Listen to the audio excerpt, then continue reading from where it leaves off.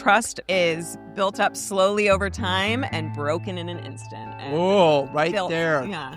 Trust is built up over time and broken in an instant.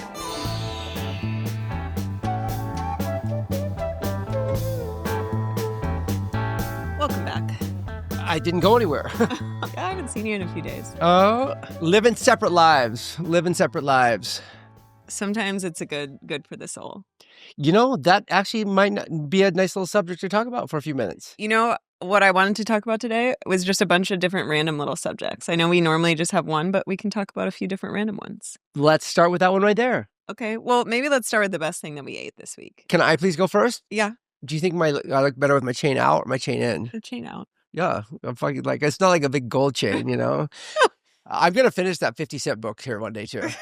So the best thing I ate, and it was, they are selling a Wagyu beef at my local grocery store, Jensen's. Oh, you cooked that? I cooked that for the kids. My oldest son, he showed me this TikTok video of this person who made a steak, cooked it in lots of tallow and butter and all kinds of good stuff, and then had all that good fat in there and fried eggs on it, sunny side up eggs, which he would never eat. And then they put guacamole, smashed the avocado, put guacamole, sunny side up eggs on a steak. And he showed it to me and he goes, "Dad, you need to cook food like that." I've done it about 5 times now. And this last one was Wagyu beef with the sunny side up eggs and the tallow and the guacamole. And I ate something with them. It's hard to get a bite in because they're eating so... Yeah, they're like little ravenous monsters. And he said, "Dad, this is the kind of food you need to have in your restaurants." Oh, I would do well at Hawk and Huck. It would do so well at Hawk and Huck. So that was the best thing. Home-cooked food. A simple seared steak. Doesn't have to be Wagyu, but it's pretty good if it is. Sunny side up eggs and guacamole. Who knew? Those are a few of my favorite things to eat. I used to be obsessed with eggs. Eggs and I are having a little bit of a rough patch right now. I don't know. Well, when you own the hen, you kind of live that chicken lifestyle. Yeah, I'm getting a little grossed out by eggs. I would say the best thing I ate this past week was when we went on our date night to Starlight. And honestly, my favorite thing was like the market vegetable green salad. I really enjoyed that. It was very light and refreshing. But just the overall experience, one, you know, we don't get out much these days without kids. So to be with you surrounded by adults was a gift in and of itself. I had never been to the old Starlight, but I will tell you the new Starlight is incredible, like just impeccably designed, and the food and service were great, and I love that salad. So it was a really wonderful experience for me. That's it. You know what? As much as mine was not really just the food, but who the company was, the kids being so excited. Your salad was simply lack of the kids and being in a really great environment and really just being able to unplug. Oftentimes people describe the best food they've ever eaten isn't that Michelin star restaurant, isn't the best new this. It's all your senses. It's bringing people together and having the conversation, the music, the sounds, the touch, the feel, the smell. All of those things contribute to that really great bite of food. 100%. 100%. Absolutely. So you wanted to revisit the importance of spending time apart, which I do think is very... And the next subject after that is spending time together. Okay. So we're taking it all in right here. Okay. I have some more subjects for us. Well, did you want to kick it off? Did you have something specific to say? Yes. Okay. We have a house under construction here. Harley's living over in the house in construction. I'm living in the house of kids right now. And you've spent a lot of time. We've had a long... I've been with you full time. This is my first time breaking away. Yes. And I'm envious. I'm completely jealous, to be honest.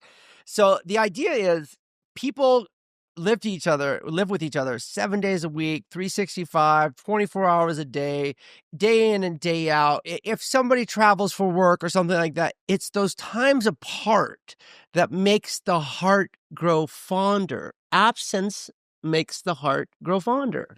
I do agree and disagree in some ways, but I think it's very easy when you live together every single day, especially when you have kids and a lot of responsibilities, to become roommates and to become, people working towards a common goal, not two people connected in love. When you had roommates in the past, is this what did you do this to roommate? We haven't fallen into the roommate okay. trap. I was like, what kind of roommates did you have? Like, I had some interesting roommates, but we were not doing what we do with the roommates. Never fallen fallen into the roommate trap. And I think part of it is that we have, one, I'm very conscientious of our connection. You know, you should actually thank me for asking you all those times to spend time I don't with even me. know what you just said, but thank you.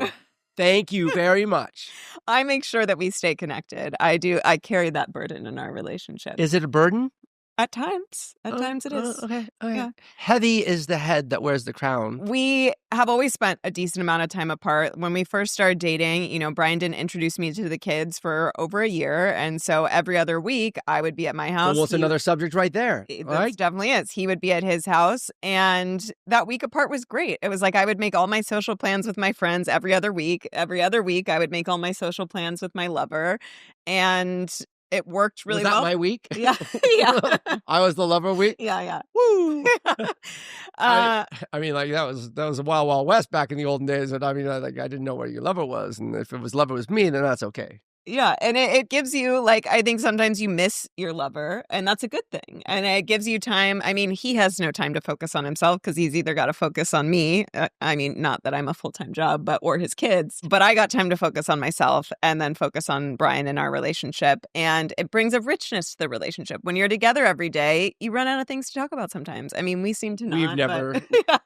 To go out with your girlfriends and have fun and then come back and get to see your lover, me, or me go on a work trip and do my thing and then come back to see you. I really do believe that there is a great dynamic of that. If you're in a relationship where nobody ever goes anywhere and you do fall into that roommate category, I mean, that's a death wish. That's not good. No. And so keeping that spark is super kind of I mean, if you look at it, and we're in love, yeah, and we're going to be with each other for the rest of your life. Obviously, I will way outlive you because I'm going to be 130 when I die.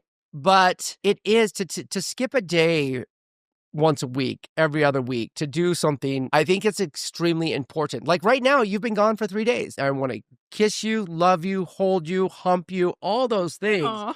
I miss you so much. But it also...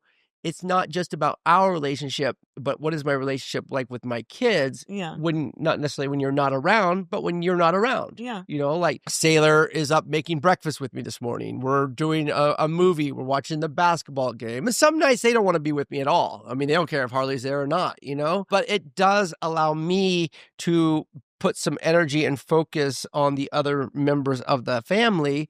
And so time apart is not a bad thing if there's no hanky-panky going on, of course. Then, of course, it's a bad thing. If you're going, I got to go on a work trip because you're going to go hump some hookers in Vegas, well, that's not good for the relationship. No, it's certainly not. And I agree with all that. And I do think like there's a whole book that can be written about, you know, blended families. I bet there is books written about this stuff. I don't know. I've looked for it. I'm like, help, I need advice. And I haven't found the guidebook for the life that I'm living. But there is just like so much going on with family dynamics when you step into, you know, an existing family and you try and create a new family. And I do think an important part of making that successful is allowing time together as a family and time for each of the individual members of that family to get quality time. And for me to not insert myself into everything. Like, I love Brian. I want to be around him all the time, but to respect those relationships with his children, to respect his need to go work and all of those things, like it creates respect. It creates independence between us that's very healthy. And then an aside that's a little bit different from that is I kind of have been this way my whole life, but I'm now just putting like the words to it, and that I am very sensitive, not in like that I cry at everything. I mean, she does. Sometimes I can, but that like I'm very sensitive to noises. I'm very sensitive to everybody's emotions around me. Like I was telling Brian today, like as soon as somebody picks up the phone, I can tell what their emotional state is. When I'm in the room with somebody, I can tell what their emotional state is. So I'm doing like an incredible amount of sensory processing anytime I'm around other human beings.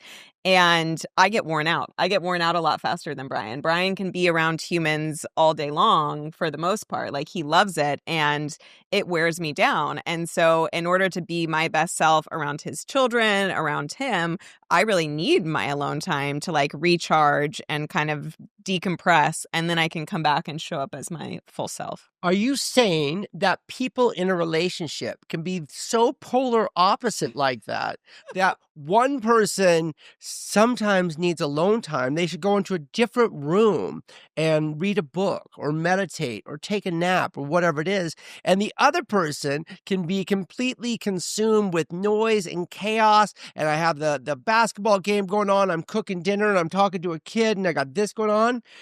Are you saying that those two people can fall in love? Can fall in love and find a common bond? Yeah. Wow. I know. So you don't need to have similar styles to have that bond. But what it is you need to forgive and appreciate those qualities of your partner and encourage them. Like I can see you sometimes. I'm like, you should peace out for a while. Yeah. Right. And we're very fortunate. We have a cute little guest house at the new place and we're calling it, Harley's house because we're going to have a nice house with the family dynamic. But because I know these things about you and I appreciate these things about you, and they're one of the qualities I love about you is, you should go hang out at the beach shack or the beach house and recoup some energy and take some quiet time and go take a bath in a little tiny baby bath like you did last night. Yeah. That's brilliant. And recognizing that and not saying, oh, I need to be with my significant other all the time that because we're bonded at the hip, we're a team, we're going to get through that. I think your strength is realizing what your weaknesses are and what your opportunities are to make yourself stronger. Yeah, definitely. I wouldn't consider my sensitivity a weakness. No. Yeah, I corrected myself. Yeah. I didn't correct myself fast enough. Yeah, but it came out my lips. Well, either way. I said it. I thought it. You know what's scary is Harley can actually pick up on your thoughts. So even if you're thinking something wrong or thoughts, she'll get that shit too. So you can't just be pure of heart with Harley. You got to be pure of mind also. Yeah. Well, one of the things I was going to say, which Brian said, but does he believe it? No, I mean, for the most part, he does. But it's somebody that can be so different than you. I imagine it's hard for Brian to understand what it's like for me to get sensory overload because he's the opposite of sensory overload. And I think there are times when he could look at it with frustration because it sometimes can be inconvenient. Like it's like he doesn't mind the chaos. He doesn't mind what's going on in the house. And I do. And that places pressure on him. So yeah, just like understanding and respecting your partner. That brings us to a very good point there because I think this causes a lot of conflict in a lot of relationships is if there is somebody that wants that quiet time, there is somebody else that's more of an entertainer and wants to be surrounded by people. It's hard. It's abrasive to me sometimes when you're like, can we leave? Can we kick everyone out? Can we do something quiet? And I'm all charged up and I'm like, whoa, I'm feeling good. And I'm not even drinking anymore, but especially when I was drinking. I never make us come home early. Well, you're out down the club the other day and you're like, I'm done with this. We're going home. Literally never. Yeah, you did that. You did that. What club? I don't want to be a douchebag and say it on here. We were down at the yacht club for opening day. Okay, that's different. It's because it's all Brian's friends. Yes, and you could have said, I'm going to head home if you want to hang out with your friends a little bit longer. But you're like, we're done. I'm so out of here. That's one of those examples. I stayed for 3 fucking hours. Yeah, and I was just getting warmed up. I was having it's a once a year kind of thing where you get to talk to the friends and catch up on what's going on. It was fine. I was good to go, but I was going to say there should be a leeway in those situations where you're like, hey, I'm going to go peace out and go to my quiet zone. You are welcome to hang out here longer if you'd like to and do those things. Yeah, I agree. I could have maybe said that differently. I think we also did need to go home because we were going home to take your daughter out to dinner. Well, excuses. Yeah, But in relationship dynamics, don't force your way of unique qualities. Yeah. You hear that? Your unique qualities on your partner. If they are different in the aspect of what they want to do, grant them the freedom. I think that a lot of relationships have a lot of friction and animosity because one person makes the other person do what they want to do, where a good, healthy, great relationship is don't force your situation or your needs and desires on your partner, but realize that your individual qualities that make you great and dynamic for each other should be expressed in the form of freedom also. Yeah, it's a balance because I think it's like if you give each other, not that give each other so much freedom, but if you both are just like, oh, I like this and you like this, and then you guys kind of grow off in totally different directions, that doesn't work. But if you're like, oh, in this particular situation, like I've had enough, I'm going to go home, you stay out. And we have plenty of things in common. We do kind of have similar, I don't know, things going on. So it's a balance of how much freedom, because I think pretty soon I had that in my last relationship. Like we got to a point where it's like, oh, you want to work, I want to go see my friends on the weekend. And it was like over a period of 8 months, it went like this. Thank God. I mean, let's just say that probably was good. Okay. Because look where it led us to now. If you do find out in a relationship, because early in relationships, it's just this. It's that what's the smell? The pheromones. The pheromones. You're in the honeymoon phase. You're in the honeymoon phase. But then after a period of time, you do start realizing, oh, maybe we don't have as many things in common as we'd like. And then you could appreciate that fun you had, but know that that's not the partner for you. A lot of times I think people stay in relationships where they know that that's not their partner for them, but that's their comfort zone. Totally. I think the way that I was actually trying to phrase it is make sure that you give your partner freedom, but that you also accommodate your partner. Like sometimes the best thing to do will be for you guys to both do separate activities. Sometimes the best thing to do is one of you is going to have to compromise on what you'd really like to do to support your partner. And as long as the compromise is swinging my way, it's always going to work out. And like you should recognize that in your partner. You recognize where they're stretching themselves for you. Like I recognize where you stretch yourself for me. I stretch myself for you all the time. There's so many good jokes right there. If you guys can't figure out the jokes on that one, God, it's that was so bad. easy. It's so fun. A simple, clean example is I like to watch football on Sundays. You hate watching football on Sundays. I don't have the attention span to watch a whole game. I just need a period of time where I can kick back. I think there is something to be said about resting on Sundays. Yeah. I'm more tired on Sundays. I appreciate Sundays. I want less on Sundays. And sometimes I just want to kick back and watch the game or watch the red zone, the highlights for a little bit. And you're like, let's go for a walk. Let's go do something like that. No, that's not true. But I'm just saying, just go find your activity for that period of time. I do that. I don't think I ever bother you on Sundays. We're not supposed to fight in front of the people. That we're supposed to be leading I'm just by like, you're example. making up fake examples. I'm trying to simplify in layman's terms for if there's any men listener out there. I think we've got the point there. I think that it really boils down to if we fight on this, then we're not proving any points. It's not working. All right, we're not fighting. At least lie a little bit, okay? How are we ever going to get those sponsorship dollars if we just pretend, all right?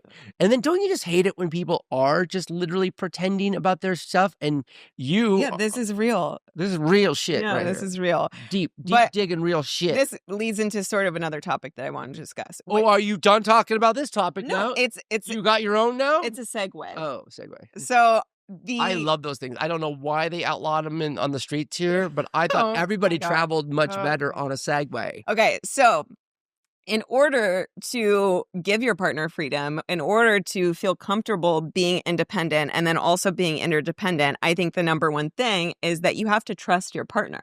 You have to trust that when you're not with your partner, that they are not going to betray you, that they're doing what they say they're doing. Bitch. And if you don't have that trust, I think it makes it really hard to give your partner that freedom. It makes it impossible. Yeah, it does.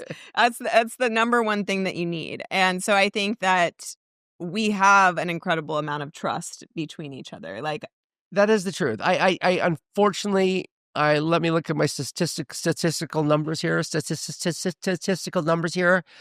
Most people don't trust each other. Most people in relationships have violated each other's trust at some point, which is one of the most sensitive real things there is. If you don't have the trust, you're really breaking your foundation. I think the next question is, can you regain that trust? Yeah. Because, yes, you can't grant somebody freedom. You can't grant them leniencies. You can't grant them quiet times. You can't grant them anything if you don't trust them. Because if you don't trust them, you're done. You don't respect them. It's gone down the toilet. So is there hope for people? Doctor? Yeah. Is there hope for people? Well, there is. From a Scorpio doctor who does not like to be crossed, is it possible to stitch that relationship back together? It is, but it's not easy. Oh. It's not for the faint of heart. And so if trust has been broken and you want to rebuild it, you have to decide, is this person worth going through the depths of hell for? Whoa! Essentially. Hell! Inferno. It really is. And yeah, Brian, we've talked about this on another episode, but at the beginning of our relationship, Brian betrayed my trust multiple times, and I didn't trust him for a while. What? And what? Can you be serious for a second? Can you be serious for a second? I didn't trust him Mm. for a while, and it was hard for me to, I guess every other week it was like he had his kids or he was with me, so I kind of had some safety in that, but it was a lot harder for me to hold on to my normal independence and to trust him to go do things without me because I didn't fucking trust him. And that doesn't create a good relationship dynamic. No. So, it wasn't necessarily my fault, but So what happened? So I decided, we've talked about this before, but we took a month off after I discovered multiple inappropriate messages in your phone. DMs? Motherfucker. I think DMs, yeah. Goddamn all the DMs. fucking DMs. DMs are trouble. Yeah, they are trouble. We took a month off. You didn't drink for 29 days out of the month. She's so pissed. I had drinks the night before my 30th day. No, the last day. Yeah. But I didn't wait for you to have a drink. Well, it wasn't like I wanted to drink with you, but I was like, you can't even fucking stick to that commitment. Like, that's it doesn't bode well for us mending things back together. I had come out of a 25-year marriage. I was drinking in my marriage to suppress my emotions in my mind and my soul. And then after, I was drinking because I was free. I met this amazing woman who I was just infatuated with, absolutely loved. But yes, was I still drinking and doing dumb, stupid things on my DMs and texting people or whatever? Yes. Would I ever do that sober? How many people have ever dumb text sober? Right? I don't think anybody in the history of the world has ever made an inappropriate sober text. Some sex addicts probably. Some sex addicts. Yeah. So we took the month off. I really, we both looked at our relationship and said, is this something we're willing to go all in on, 100% commit? I mean, we were 100% committed, but I was still just a mess. This is when I was really bad too. Yeah, he was. Yeah. And then so she did grant me, I decided I was going to quit drinking on my 50th birthday, which was at the end of that next month, another 26 days away. And so we drank those 26 days and we hung out a little bit. Yeah.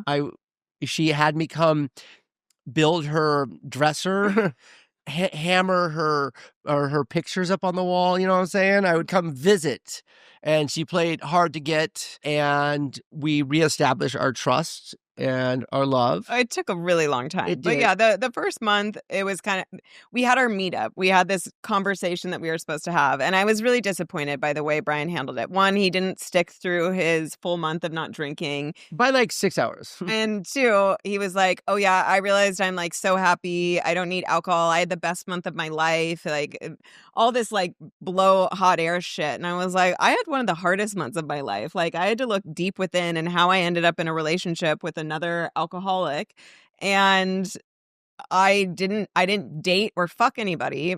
Can't say that for him, which whatever. But I really spent the time like doing the deep work and deciding like, how did I end up here? Is this somewhere that I want to keep going? And it just seemed like Brian just did the surface level shit, which he did. And there was a part of me though that was like, for whatever reason, I can't let go of this. I'm not ready to let go of this. Like, there is something within Brian that I see that I am so connected to and that I feel so deeply about. Like, I saw the goodness in you in spite of all of your actions. And I was like, I'm just not ready to let go. And I beat myself up for that. I was like, I know I should just leave this guy in the dust. I know that I should.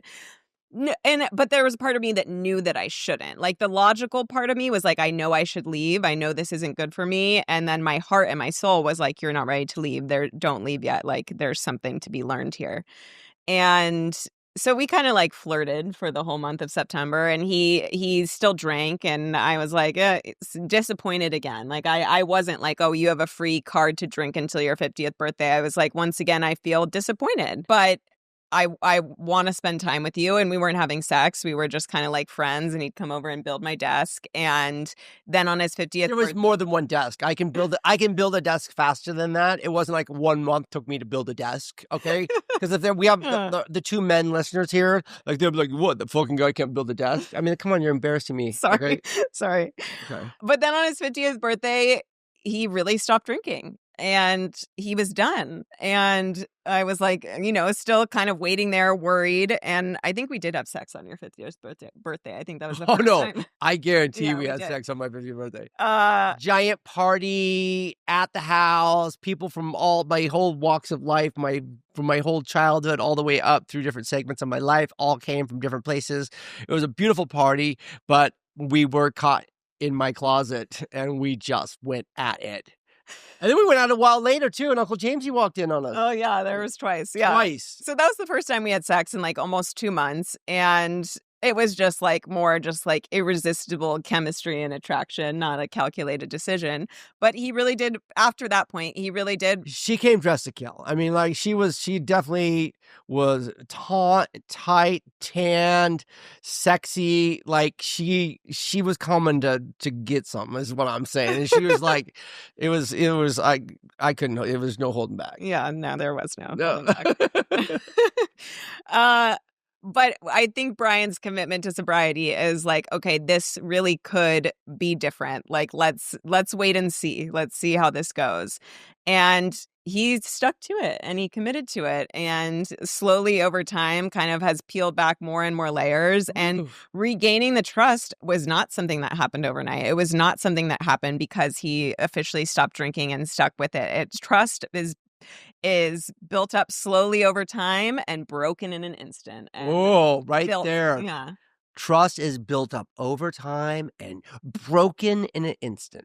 And it just took little by little by little. Most of the 99% of that things happen when you're just drunk and making stupid fucking decisions. Yeah. And I will say, like, trying to think of some of the things that made me feel better is like I was so on edge. I was so paranoid that it was going to happen again because it was like one of the worst pains that I had been through. And so anytime Brian was sitting next to me on his phone, I was like looking over, seeing who he was texting. Like if he had his DMs open, I'd like sneak a glance. And I unfollowed a lot of people. Yeah. I unfollowed a lot of people. He did. And there were times when I would kind of freak out. I'd like see something online and I'd question him about it. I'm like, why are you following this person? What's going on here? Like a person that I didn't want to be in that I've never been. Like my ex-boyfriend, I never checked whose photos he liked or who he followed. And I was doing that with Brian. And he hated it. You know, he would hate to see me. I think he hated to see the hurt he had caused me. And I don't think any man likes being watched like that. But when you make a mistake like that, guess what? You're going to have to be fucking watched for a little while. You're going to have to deal with the uncomfortable shit and keep pushing through. And you have to give your partner time to heal. And he also, like, I don't know, I had his laptop for a while. I had his iPad for a while. I never went through his things, except for the one time when I found the stuff. But intuition, intense intuition, intense. It was, I knew it. But I think the fact that he would let me take his laptop home, it was like for work stuff or for whatever reason, like just made me feel like, okay, he's not doing anything shady or he would have never handed me this laptop.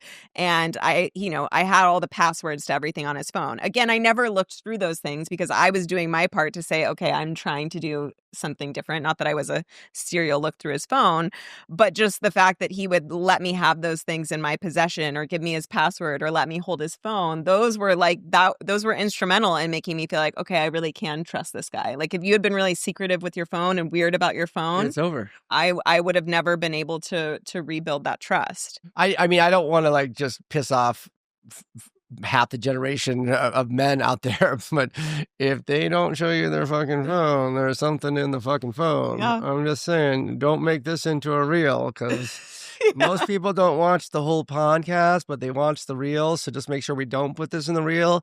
But if your loved one doesn't show you their phone, that's because there's shit on your phone that you shouldn't see.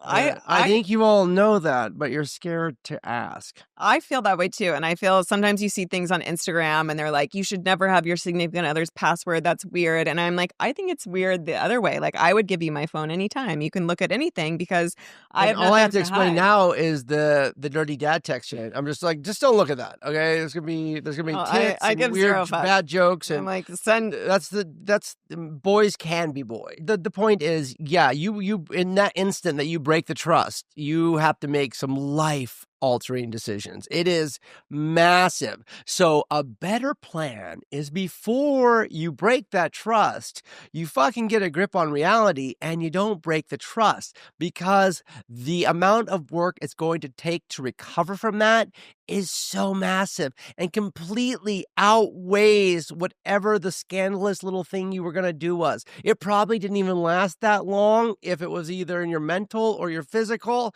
wasn't worth it. So remember that before you make stupid decisions. Yeah, no, I mean, I really agree with that. And I think that what you said is really important to reiterate, which is like, if somebody breaches your trust in such a significant way, they better do something really significant to earn your trust back. And when we finally broke up, it wasn't the first time that you had betrayed my trust. Like, I think I had seen a couple more like minor things before the big thing that I found. And the big thing wasn't sex, but wasn't good. And Brian was like, I won't do it again. Like, I'm sorry, I won't do it again. But did he do anything to change his behavior in a significant way? No, he didn't. And so it did happen again. And I think if you're a man out there and you're struggling with that, like, I think you owe it to the person you're with, if you're so kind of confused, like, to break up with them. And I think our relationship worked out exactly as it should have, and we both learned lessons through the way that it happened. But it's very true that if somebody betrays your trust like that and then they don't make a significant life change, it's not worth sticking around. 100%. And you know what? Maybe if you're having these ideas, like, oh man, like this, maybe you guys could do some role playing. You know, like, hey, send me a dirty text. Dirty text. And I'm going to send you I'm going to take a picture of and I'm going to send it back to you. And then, yeah, try to get kinky and funny weird with your significant other. Except at that time, I was in Greece and I was fucking sexting him on like a daily basis. So, so see, even after 2.5 years, that shit's still right there. Okay? So see, we're still working on it. Okay? It's just, you fall into those traps and so many people do it. And you know, if you are stagnant and a little bit bored, then you have to go. If you're stagnant and bored and you think that you need to look for external excitement and appreciation or whatever, your validation, then talk to your significant other about that and say, hey, you know, can we try something different and kind of get a fucking therapist. If you need external validation, you probably fucking need therapy. Like, that's what it is. You don't need to ask about role playing with your girlfriend or a threesome. You need therapy. Well, those are good ideas too, though, right? Aren't my ideas good too? No, what you fucking needed at the time was therapy. Oh, you didn't need more external validation. You needed to look within. Oh, yeah, but what did you say? The kinky sex and threesomes? Yeah, that wasn't. That comes with trust. Oh, that comes with trust. If you want all that shit, you have to have trust.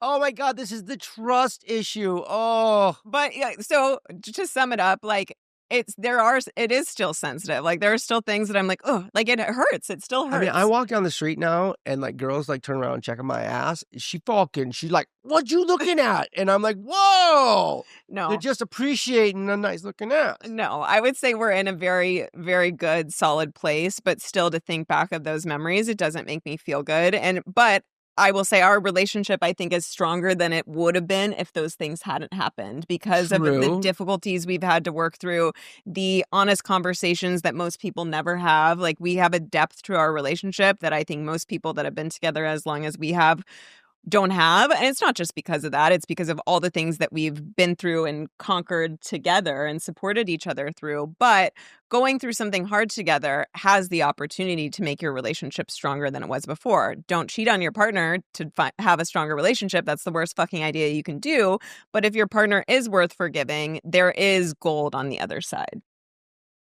I don't think there's anything else to say. No, I did have one more thing. So on Instagram, people have mixed ideas about whether your partner should have access to your phone or not. Another thing that people, even my friends, have very split ideas on are if you should have your partner's location. Craziness. And to me, I'm like, it's a no-brainer. Like, for safety reasons and just for like logistical reasons, we're like losing viewers. We're trying to gain viewers here. We're absolutely losing viewers. We had 2 males that listened to this show. Now they're gone. Yeah, no, they are. Yeah, they're Or gone. Maybe they're the good ones. Oh. They're probably the good ones if they listen to this show. But to maybe me, that's what's wrong. That's why the podcast isn't just going crazy, is because we're too fucking real, right? I listened to that Who's Your Fucking Daddy the other day. Call her daddy. And she's the most annoying person I've ever heard in my life. And she's just... so many things I could not stand about that woman. And she's got bazillions of followers and listeners because she's just talking about female podcaster. She's just talking about stupid shit. Just blah, blah, blah. Woman power. But then it gets all weird and it doesn't feel like woman power and whatever. And I'm just like, we might just be too truthful. No, I don't think that's it. I think it is. Good things take time. Good time. Oh. But no, to me, I'm like, I don't know why you wouldn't have your partner's location. Like, not early on in a relationship, but if you're at the point where you live together or mostly live together, like, I think that it makes sense that you would have each other's location. I kind of get the alternative argument. Like, this is a new technology. Like, 20 years ago, spouses and partners couldn't track each other. 20 years ago, you could also get away with a lot more shit in a lot of different ways. But this is our modern world. I don't know. I think it makes sense to know where your family members are.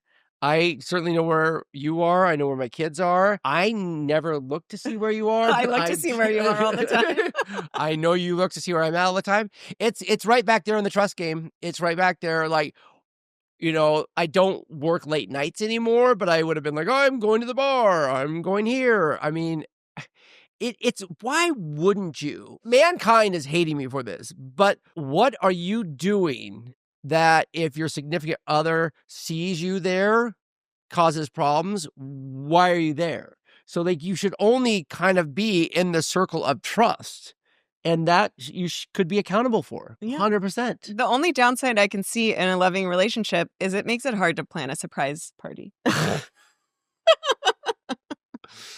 I could see that happening. Not really. I think you get around it. You like turn your location off. Yeah, I mean, to me, like I would like to hear your Then if you turn your location off, that just screams there's something going fucking wrong. Yeah. I have nothing to hide, so my location's always on. My kids know where I'm at. They know where to find me. I'm not doing anything inappropriate, and I'm not in the wrong part of town, and I'm not at a house or a corner or someplace I shouldn't be. So I don't understand it, but old me would not have shared my phone. Old me would not have probably had my location on. Old me, and I would have had an excuse why not to. But I'm so tired of old me, and I just want new me, and that's where I'm happy. I sleep well. I love you so much. I'm connected, and I never even really thought this was possible. And so a lot of people, we're probably pissing people off by bringing this stuff up, because you're going to look at your significant others and be like, why do you not allow your location? Is this going to cause fights? It's definitely going to cause fights. It's going to cause fights. Best thing ever. Okay, this is a little quick story here. Okay. So I was shooting this TV show with Erin Andrews back in the day, right?